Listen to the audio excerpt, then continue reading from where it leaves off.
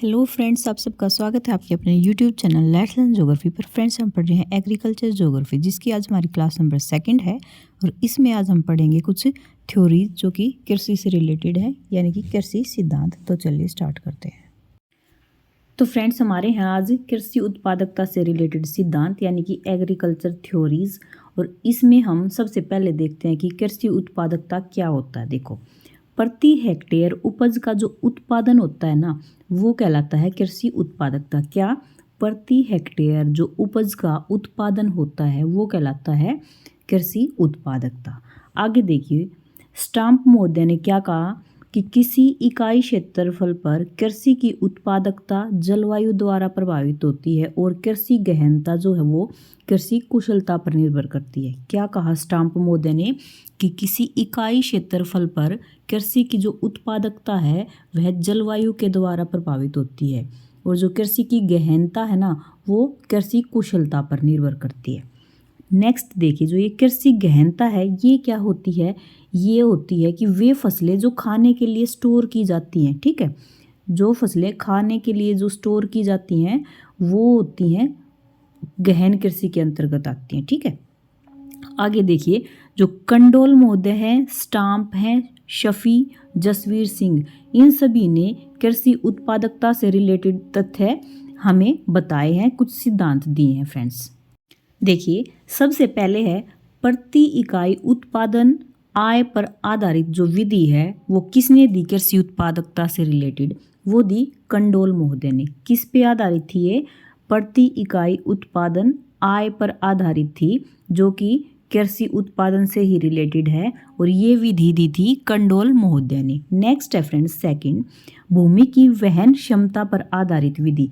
भूमि की वहन क्षमता पर आधारित विधि दी थी कृषि उत्पादकता से रिलेटेड, और किसने दी थी ये दी थी स्टाम्प महोदय ने। नेक्स्ट है पदानुक्रम गुणांक विधि। किसने दी? ये दी कंडोल महोदय ने। कंडोल महोदय ने क्या दिया? पदानुक्रमांक गुणांक विधि। और एक पहले वाली थी, ये थी प्रति इकाई उत्पादन आय पर आधारित विधि, ठीक है। नेक्स्ट है फसल संकेंद्रण या फिर उत्पादन के आधार पर पदानुक्रम गुणांक। क्या है? फसल संकेंद्रण या फिर उत्पादन के आधार पर पदानुक्रम गुणांक, ये दिया जसबीर सिंह ने, ठीक है। आगे देखते हैं। नेक्स्ट है विभिन्न फसलों की क्षेत्रीय उत्पादकता का सिद्धांत दिया शकी महोदय ने। किसने? शकी महोदय ने दिया विभिन्न फसलों की क्षेत्रीय उत्पादकता का सिद्धांत। एक बार इनको हम फिर से देख लेते हैं। ये पांचों के पांचों बहुत ही इंपॉर्टेंट विधियां हैं। देखो, सबसे पहले है प्रति इकाई उत्पादन आय पर आधारित विधि दी कंडोल महोदय ने, और भूमि की वहन क्षमता पर आधारित विधि थी वो दी स्टाम्प महोदय ने, और तीसरी है पदानुक्रम गुणांक विधि, ये विधि कंडोल महोदय ने। और फसल संकेंद्रण उत्पादन के आधार पर जो पदानुक्रम जो गुणांक दिया वो किसने दिया? वो दिया जसबीर सिंह ने। नेक्स्ट है पांचवा है विभिन्न फसलों की जो क्षेत्रीय उत्पादकता का सिद्धांत है वो दिया शकी महोदय ने। तो ये पांचों के पांचों इंपॉर्टेंट हैं। ये मैच द फॉलोइंग में भी पूछ लिए जाते हैं, या फिर एक नंबर में कोई एक दे देगा कि भाई पदानुक्रमांक जो ये गुणांक विधि ये किसने दी, इस तरह से क्वेश्चन आएगा, ठीक है। आगे देखते हैं। ये देखिए आप, देखो कंडोल महोदय की जो पदानुक्रम जो गुणांक विधि थी उसमें क्या था? ये हमें ये तो हमने पढ़ाई है कि ये कृषि की उत्पादकता से रिलेटेड थी, लेकिन जो ये विधि है ना इसमें क्या कहा कि यह विधि किसी क्षेत्र के प्रति इकाई क्षेत्र की जो उत्पादकता है उसके लिए ये दी गई।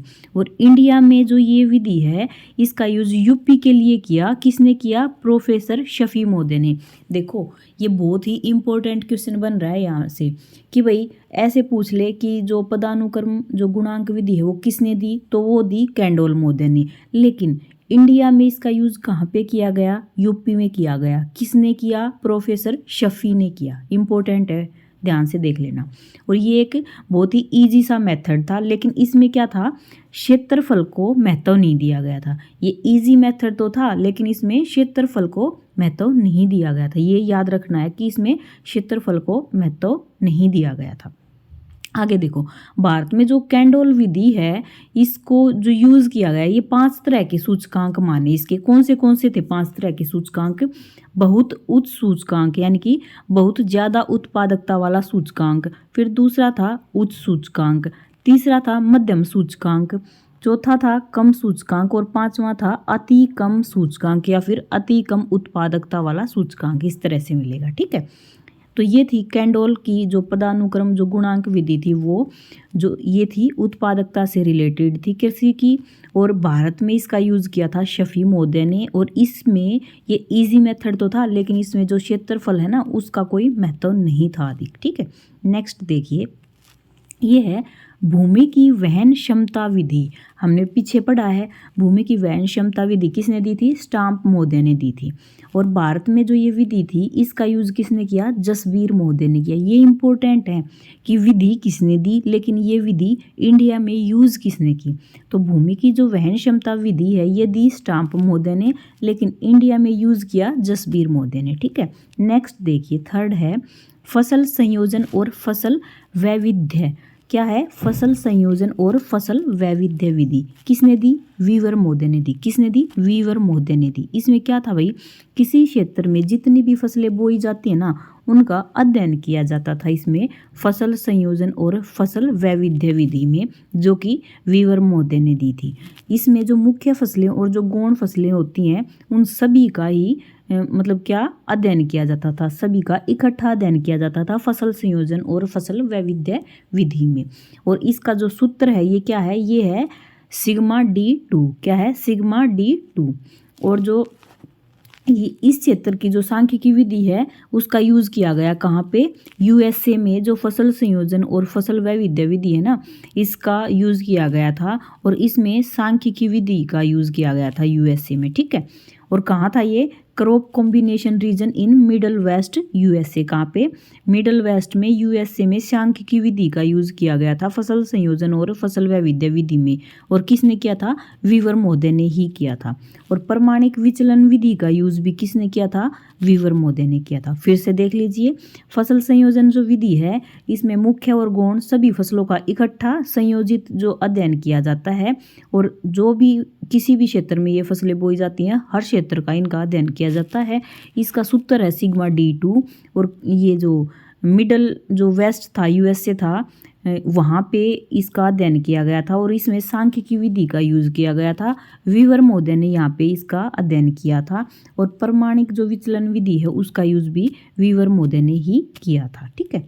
आगे देखिए, किकुकाजुदोई ने क्या किया? जो किकुकाजुदोई महोदय थे उन्होंने वीवर महोदय थे उनका क्रिटिसिज्म किया। क्या किया? क्रिटिसाइज किया था उनको।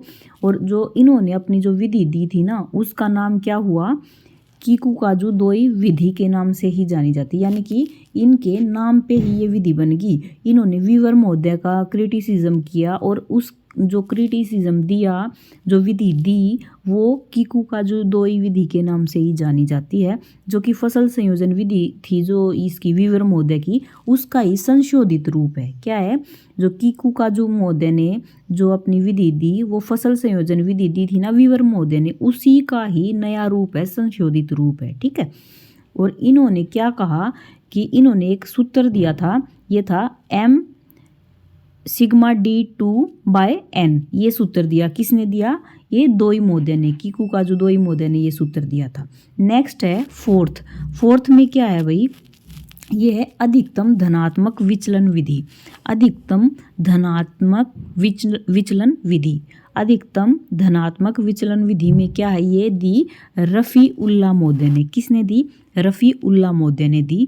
और ये भी जो ये वीवर महोदय की विधि थी ना उसी का ही संशोधित रूप है। ये रफ़ी महोदय ने जो दी है ये अधिकतम धनात्मक विचलन विधि, ये भी वीवर महोदय की जो विधि थी उसी का ही संशोधित नया रूप है, ठीक है। और इसमें क्या किया इन्होंने ना, जो वीवर महोदय ने जो भी अपनी विधि दी थी उसमें जितने भी कमियां थी उन सभी कमियों को दूर करके और ये एक संश्लेषित विधि प्रस्तुत की जिसका नाम है अधिकतम धनात्मक विचलन विधि। दी किसने? रफ़ी उल्लाह महोदय ने। इसका सूत्र क्या है ये देख लीजिए। ये सूत्र आते हैं, इनको ध्यान से देख लेना, और एक बस विधि का नाम आएगा कि ये विधि किसने दी, ये विधि इंडिया में किसने यूज़ की, इस तरह से आएगा। तो जो ये विधि थी अधिकतम धनात्मक विचलन विधि जो कि रफ़ीउल्लाह ने दी थी, इसका सूत्र क्या दिया उन्होंने, D = सिग्मा D2P D2N/N2 और पूरे का अंडर रूट, ये दिया किसने, रफ़ीउल्लाह महोदय ने। ठीक है, आगे देखिए फिफ्थ विधि। फिफ्थ विधि में क्या है, ये है कृषि उत्पादकता में जो शस्य विविधता होती है ना, उससे रिलेटेड है ये विधि।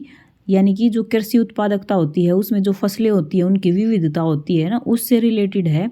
और समय में विशेष किसी क्षेत्र, मान लो किसी पर्टिकुलर एक टाइम पर किसी पर्टिकुलर एक क्षेत्रफल पर बोई जाने वाली जो फसलें हैं उनमें जो विविधता है ना, वही कहलाती है ये कृषि उत्पादकता में शस्य विविधता या फिर फसल विविधता। ठीक है, और इससे किसी क्षेत्र की जो कृषि क्रियाएं होती हैं उनका ज्ञान होता है। कैसे भाई, हमें ना ये पता चल जाता है कि किसी पर्टिकुलर क्षेत्र में कौन सी फसलें बोई जाती हैं, किस प्रकार से बोई जाती हैं, इस तरह से इनका ज्ञान हमें हो जाता है। और ये एक आधुनिक विधि है, जो कृषि उत्पादकता में जो शस्य विविधता है ये एक आधुनिक विधि है। अच्छा, आगे है, ये इम्पोर्टेंट है, शस्य विविधता सूचकांक। इसको कैसे निकालते हैं, जो भी मान लो कोई पर्टिकुलर क्षेत्र है उस पर जितनी भी फसल बोई गई है ना, वो उन फसलों पर क्या होगा, जो फसलों का जो बोया गया टोटल क्षेत्र, मान लो ये टोटल एरिया है, ये मान लो 10 एकड़ है। ठीक है, तो ये टोटल एरिया बाय जो फसलें बोई गई हैं, मान लो यहाँ पे 5 तरह की फसलें बोई गई हैं, तो इस तरह से निकाला जाएगा। क्या है शस्य विविधता सूचकांक, कि मान लो जो फसलें हैं वो टोटल जिस एरिया पर बोई गई हैं वो क्षेत्र, और जो फसलें हैं उनकी संख्या से उस क्षेत्र को डिवाइड कर देंगे, बस यही है सूचकांक। आगे है, इसमें भाटिया महोदय का योगदान रहा, किसमें, जो शस्य विविधता सूचकांक था या शस्य विविधता जो ये उत्पादकता से रिलेटेड जो विधि दी गई थी, इसमें भाटिया महोदय ने योगदान दिया। आगे है, गिब्स मार्टिन महोदय ने वैविध्य सूचकांक दिया था। ये गिब्स महोदय थे, जो गिब्स मार्टिन महोदय, उन्होंने वैविध्य सूचकांक दिया जो कि फसलों की विविधता से रिलेटेड था। ये क्या था, 1 - sigma x square by sigma x का होल स्क्वायर। ठीक है, और यहाँ पे एक्स स्क्वायर माना कुल कृषि योग्य क्षेत्र को। एक बार फिर से देख लीजिए, ये क्या है कि जो कृषि उत्पादकता में जो शस्य विविधता है, इसमें क्या कहा कि किसी भी विशेष समय में किसी पर्टिकुलर क्षेत्र पर बोई गई जो फसलें हैं ना, वो कहलाती है शस्य विविधता। और इससे किसी भी क्षेत्र की जो भी कृषि क्रियाएं होती हैं उसका हमें ज्ञान हो जाता है, और ये एक आधुनिक विधि है। इतना सबको समझ में आ गया होगा। आगे है, शस्य विविधता जो सूचकांक है वो किस प्रकार से निकाला जाता है, यानी कि शस्य विविधता जो फसलें विविध प्रकार से बोई गई हैं वो सूचकांक कैसे निकाला जाता है। तो फसलों को जिस पर्टिकुलर क्षेत्र पर बोया गया है वो क्षेत्र, और उसके डिवाइड बाय जो फसलों की टोटल संख्या है, कितनी फसलें बोई गई हैं उस क्षेत्र पर, ये आएगा कि फसलों का जिस भी क्षेत्र पर जो फसलें बोई गई हैं वो क्षेत्र डिवाइड बाय फसलों की संख्या। और भाटिया महोदय ने इसमें योगदान दिया, और गिब्स मार्टिन महोदय ने जो ये वैविध्य सूचकांक था वो किस प्रकार से दिया था, वो उन्होंने बोला कि भाई 1 - sigma x square divide by sigma x पूरे का होल स्क्वायर। और यहाँ पे जो ये एक्स स्क्वायर है ना, ये इन्होंने क्या माना, कुल कृषि योग्य क्षेत्र माना। तो ये सारा का सारा हमारा टॉपिक था फ्रेंड्स, जो कृषि उत्पादकता से रिलेटेड जितनी भी थ्योरीज हैं वो हमने पढ़ी हैं। कल हम इसी से रिलेटेड जो वॉन थेन्यून महोदय की थ्योरी है ना वो पढ़ेंगे पूरी, क्योंकि वो बहुत ही ज़्यादा इंपॉर्टेंट है और बार बार एग्जाम में वो आती है। ठीक है, चलो तो इतना था। एक बार हम इसका रिवीजन भी कर लेते हैं कि प्रति हेक्टेयर उपज का जो उत्पादन होता है ना वो कहलाता है कृषि उत्पादकता। स्टाम्प महोदय ने क्या बताया कि किसी भी क्षेत्र पर जो भी कृषि होती है उसकी उत्पादकता जलवायु के द्वारा प्रभावित होती है, और जो कृषि की गहनता होती है वो कृषि कुशलता पर निर्भर होती है।